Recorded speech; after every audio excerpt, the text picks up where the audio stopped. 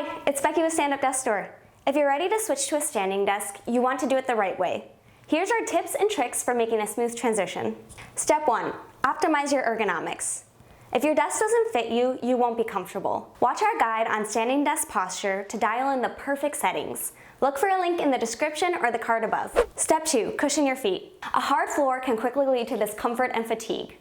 Always wear comfortable, supportive shoes while standing at your desk. If you are working from home, avoid the temptation to wear socks while you stand. And for best results, always use an anti-fatigue mat. Step 3. Start slow. Don't just quit sitting cold turkey. During the first week, we recommend standing at least 2 to 5 minutes per hour. Make sure to set a timer to remind you to stand at least once every hour. Step 4. Gradually ramp up over time. With each passing week, increase your standing time in small increments. For example, if you stood for 5 minutes per hour one week, the next week, try standing for 7 minutes per hour. Step 5. Build toward your ideal sitting to standing ratio.